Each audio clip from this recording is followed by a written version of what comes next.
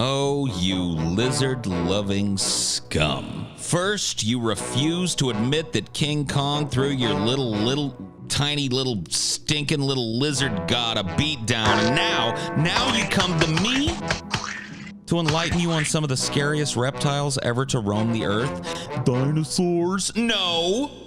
These badass behemoths aren't dinosaurs, but you had better be just as glad that they're gone. Extinct reptiles that aren't dinosaurs get battered, generously seasoned and deep fat fried. You know me. I love these extinct animals. I think you guys do too. We always have fun taking a look at these crazy fucks. Imagining. What is it that what does you like so much about them? The fact that they're not around anymore, like you just it kind of like captures the imagination. Like, wow, what if? Like, what if I could see these fucking things, man? What would they look like? What would they act like? What would it be like to kind of go back to this primordial world? And in some cases, humans did encounter some of these animals we'll cover tonight. So, interesting. A lot of these are extinct within, like a lot of animals, extinct within. Oh, I know what they'd be thinking if they saw us. It's always sad to realize how many of the extinctions we are personally responsible for. We would look like a fucking fat, juicy ass fucking lizard steak, dude. Or reptile steak. Yeah, that 3B will definitely eat you. I feel like the other one, maybe 3A could get you, but 3B could definitely. 3B is gonna be like, human. Yeah, that motherfucker's gonna scarf you down for sure. Dude in my ideology chat, one of my mods, also the dude that's gonna tap me up when I get the chance to travel back east, has as a pet a giant monitor. And I didn't really realize how brutal these fucking things are until I looked into it, because it piqued my interest that he kept one as a pet. So a little bit before we get started here, aside from crocodiles, very few prehistoric reptiles after the age of dinosaurs achieved enormous sizes. One notable exception is here on the screen. This is Megalania, also known as the giant monitor lizard. Depending on whose reconstruction you believe, Megalania measured anywhere from 12 to 25 feet from head to tail and weighed in the neighborhood of 500 to 4,000 pounds. A wide discrepancy, to be sure, but one that would still put a heftier weight class on either of those animals than the largest lizard alive today, the Komodo dragon, which, as you can see here, total lightweight at only 150 pounds. And I say only. Dude, and I mean, every time I've ever gone to a zoo and seen the Komodo dragon, I look at it, I'm like, fuck. Wow. So this is something that would, like, even by the lowest estimates, would dwarf the Komodo dragon, really. So, you know, when you look at their little beady eyes and they you really see them looking at you, you know what they're thinking. It's like, damn, wish this glass was in here. I'd eat this fucking thing immediately. I mean, I know Komodo dragons kill a different way, but they want to eat you. Komodo dragons, they bite you with their septic bite, and you get really sick from all the bacteria that's in their mouths, and you die that way. Well, not me, dude. If I'm going anywhere there's Komodo dragons loose, I'm bringing an M16. It's probably wise. I'm like, Well, a word to the squeamish: if you cringe away from, nature type stuff happening, animals dying to be food for other animals, I would advise you not to watch this. This is a Komodo. Well, actually, this is not as bad as something we'll watch a little later. This is a Komodo dragon feeding from a fake corpse at the San Diego Zoo. They built this carcass-shaped thing, and they fill it with meat and guts and entrails and shit, so that the Komodo dragon can still have the thrill of the kill, so to speak. Sure. I mean, they don't really care whether the guts come out of a live animal or whether they find the guts. They're fine with it. So you can see he's sussing out whether he wants to eat right now. And they don't usually, they're not hasty eaters. You know what I mean? Yeah. Slow and steady. They don't have to be. TJ. This is called animal enrichment, TJ. Okay. You're enriching the animal's life. Cool. So you can see him getting in there, pulling out some hide, pulling out some skins, and some, there's a rat inside of it. Ooh. Big old rat. Down it goes. Basically no problem at all. Just down the gullet it goes. I think that the fake deer is probably more for us than the lizard. It's more for the people that go to the zoo Because this is at the San Diego Zoo, so they can see like, oh yeah, it's a carcass, and this is how they would feed when they're feeding. It's like, no, this thing doesn't care. It's like, oh yeah, all the food's in that. Cool beans. Yeah, I've seen them in actual nature documentaries when they eat, and they're like, they have like a little hoof or whatever sticking out of its mouth. No, they're like, they fucking insane. They're just giant. Like they would tear you apart limb from limb. A pack of these in a matter of minutes. Eat everything about you. Everything down the hatch. You know what I mean? I really like them. They're cute. they're terrifying. I think so too. But, I like monitors as well. Megalania, as you can imagine, was much bigger than this. Its name is made up from two Greek words, mega, meaning great, big, and lania. Holy fuck, dude. Yeah. Lania, which means butcher. The appended word prisca, so the actual name of this thing is Megalania prisca. Prisca in ancient Greek means ancient. So the full name of the species can be translated as ancient great butcher, which should give you an idea of, you know, how we feel that these lizards kind of fed and worked on land based on what we found of them. Sure. Megalania had small bones called osteoderms embedded in the skin of its snout and the nape of its neck, used to kind of rip flesh from the inside and shit, and also protect it from attacks. Lived in a broad range of Pleistocene habitats, including open forests, woodlands, perhaps grasslands. Megalania was a widely distributed animal across much of eastern Australia. Although complete fossils are rare, it's a close relative to the Komodo dragon. I mean, just thinking about this thing as a gigantic Komodo dragon is enough to make it a pretty fucking imposing and scary, entity. Because a Komodo dragon in and of itself is already a scary animal. Dude, this is like some Skull Island shit.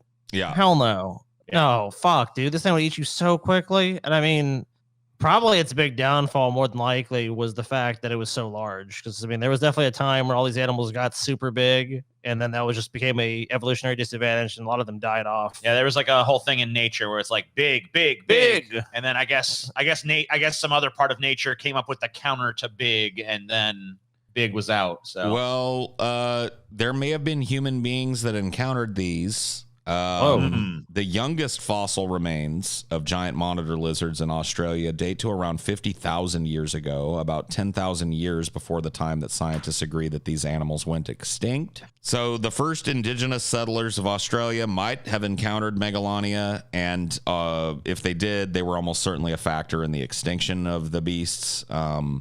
Prior to human arrival on the island where it lived, it probably preyed on now extinct pygmy elephants, possibly tortoises, any of the giant marsupials. We covered Diprotodon, that giant extinct wombat, in one of these episodes, if you guys remember.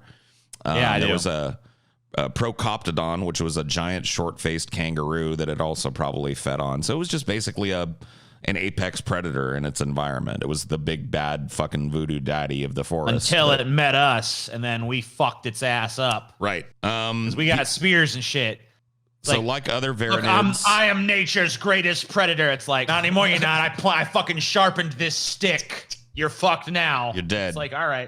This is where the warning should come in for people that don't like gore and shit. This is a home-kept monitor lizard being fed some rats. It is brutal as motherfuck. I watched it, and it's pretty crazy. So it is just what it would naturally do. Oh, man, it wants it bad. Oh, yeah, he's hungry. He's a hungry boy. Oh, yeah. Let me rip this thing apart. Hungry hippo. Let me rip it apart. I think we actually played this video for one of my episodes recently, too. Did we? Yeah, we did. It was, what was that episode? It was the exotic pet nightmares episode. You're right. I didn't even fucking realize it when I pulled it. Well, here you go again. It's relevant, multiple excuses to play this. Oh, man, you poor little motherfuckers. Yeah. These guys are dead. Sorry, you guys are Ratatouille, but your ass is fucking grass, bro. No fucking... Why do you pick the black one?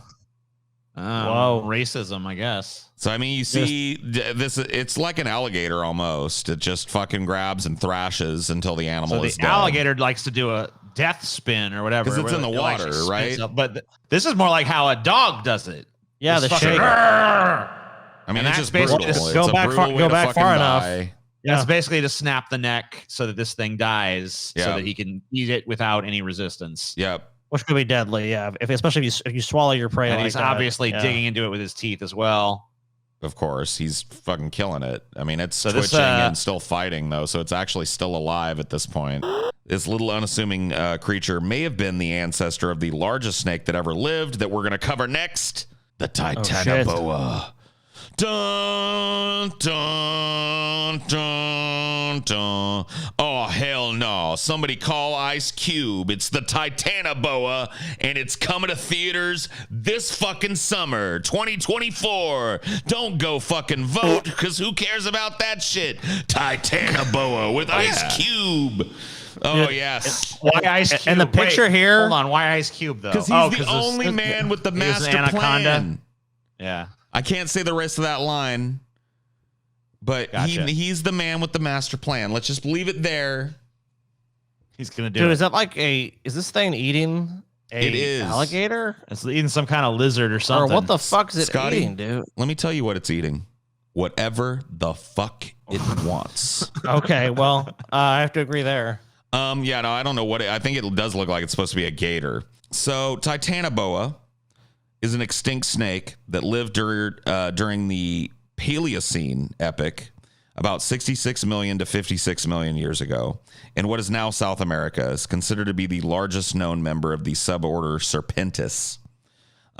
It displaced the snake previously thought to be the largest, which was Gigantophus before this. For years, the 33-foot-long, 1,000-pound Gigantophus was hailed as the king of snakes. Then its reputation was eclipsed by the even bigger Titanoboa, which predated it by 40 million years. So not that the Gigantophus was less dangerous than its bigger predecessor. Paleontologists believe that this African snake made a regular meal of the distant elephant ancestor Moatherium.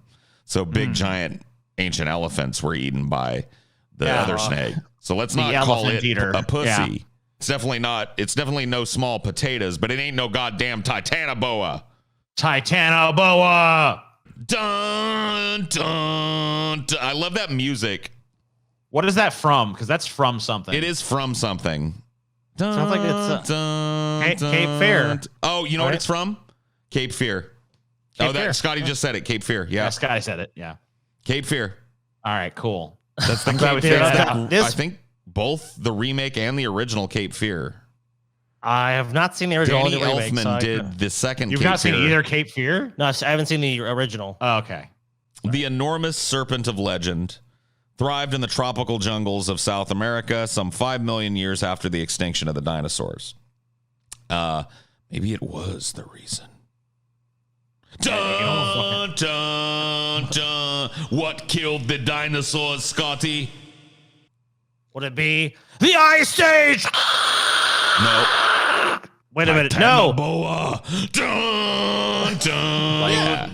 The extinction of the dinosaurs left a huge, gigantic vacuum at the top of the food chain. Titanoboa gladly stepped up. This prehistoric species grew almost 50 feet in length, weighed as much as 2,500 pounds. That's as long as a semi-trailer that you see on the highways and about twice as heavy as a polar bear.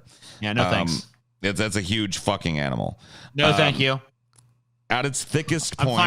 I'm fine with that not happening. Yeah, me too. At its thickest point, Titanoboa was 3 feet wide, which is longer than a human arm. Most human arms. Some scientists think it killed by constricting and asphyxiating its prey, while others argue that though it looked like a constrictor, the resemblance that gave it its name, it behaved like an anaconda, lurking in the shadows, ambushing unsuspecting animals with a giant, stunning blow. I don't know which one is worse. All right, so being constricted by this thing, I think you just feel like you were just being crushed, dude. Well, I mean, like, just look at, I mean, you're gonna be dust, but I mean, like, imagine also just like, I mean, if this thing fucking strikes at you the way like a rattlesnake or something, or I guess an anaconda does, then that's just gonna be like, that's just a wrecking ball worth of force just crashing into you. Dude, this is like a video game boss comes up, it raises itself up, and it's like trying to kill you and shit, dude. Explosive. I mean, like, no, something that's that heavy, like something the weight of 2 polar bears springing at you. with lightning speed, you're just gonna. It's like being hit by a fucking car. Yeah. Yep. You're done. So there's the next picture is a size comparison between an anaconda and a Titanoboa vertebrae.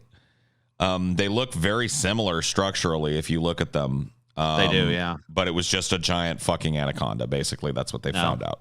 No thanks. So that's why I said Ice Cube, because it's fucking anaconda, but to the nth degree, bro.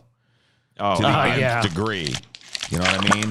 We got to see is what's his name still alive? Fucking Jolie's dad. Yeah, John Voight. Yeah, he's still alive. He's back, dude. I don't care that he was killed. He's got to be like, never thought I'd see you back here. It's like, God damn, old man, I thought you was dead. Yeah, you thought a lot of things, didn't you? You know, fucking boom. Titanoboa. He did wink after the anaconda regurgitated him. So he did.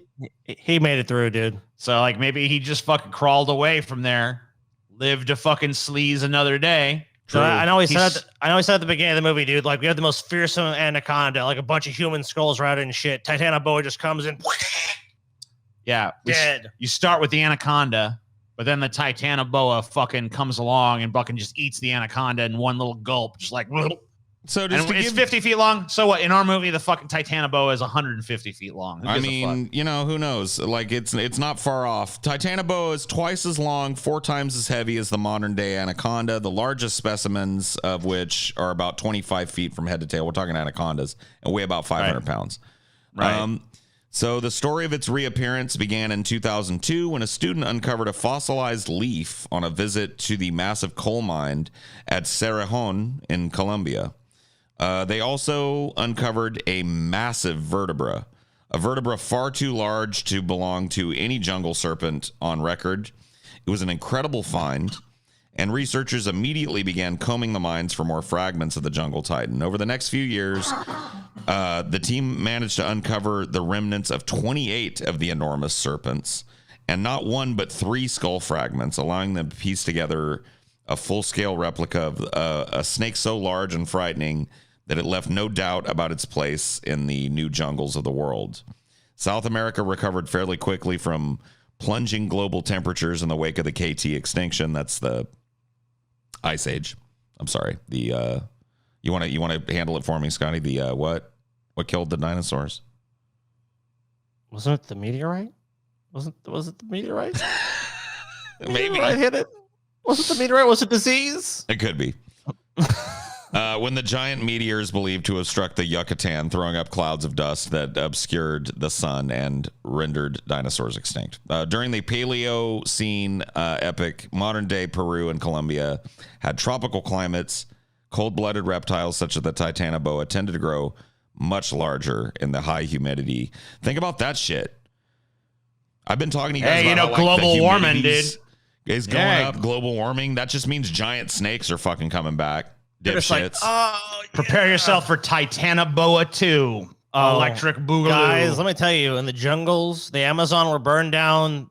Honestly, people don't really probably realize this. Those jungles were going to protect us from Titanoboa. It's like, and those natives there, they're fighting off like, you don't understand. Yeah, one day into the palm oil monocrop field slithers the fucking Titanoboa. Yep. To consume the locals and eventually work its way all the way up the ladder to Bolsonaro. So all these the film ends with Bolsonaro going down the Titanoboa's gullet. If only we'd listened. Protect Mother Earth, bitch, or the Titanoboa's coming. It might not have been the apex predator wrestling large game, but still intimidating to anything that got in its way, including one particularly large turtle. Dun dun. Oh shit. Bum, motherfucker ate his bum, Wheaties. Bum, bum. He's ready. We've talked about some extinct turtles before too, but hey, we haven't talked about all of them. And this motherfucker, a contender in his own right, looks like you could fit a whole fucking football team on this motherfucker's back and have it march them to the game, bro. Think about that shit. Damn. During the same period and in the same time and place as Titanoboa, there was a large turtle called the Carbonemys. Carbonemys. It's not the largest extinct turtle. We covered those as well in my previous episode. But it's interesting that it was discovered recently and almost certainly butted heads with the last animal that we just talked about, because once again, found in the same area, lived in the same time. Yeah, so there was definitely some kind of interaction between this guy and Titanoboa, right? Of course, they had to be. They lived in the same ecosystem. Right, so they had to have come to something. It's fitting, I guess, that the name Carbonemys starts with car, because this Paleocene turtle was about the size of a small automobile, and considering its massive bulk and cold-blooded metabolism, probably didn't get very impressive speed. Well, turtles have never exactly been known for their speed. No. So, well, I mean, except for that one time that it beat the fuck out of the rabbit, the tortoise, and the hare. Yeah, well, that was because slow and steady wins the race, though. So that's true. Turtles have always lived by that credo. That is that So story is the credo of the fucking turtle. Win a race with a cheetah, so they're the fastest animal on the earth. Yeah. Well, they've had a pretty successful strategy. There's plenty of turtles still alive. And obviously, this one's extinct, but it's also very large, which, as we know, doesn't always benefit. I mean, it benefits you for a time, but times change, especially when we talk about the time scale of millions of years. That time seemed to be like the Paleocene, which we're not in anymore. So.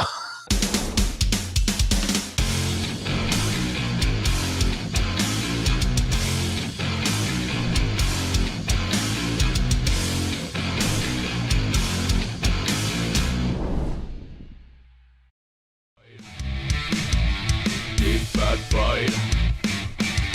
Deep fat fried. Deep fat fried. Deep fat fried.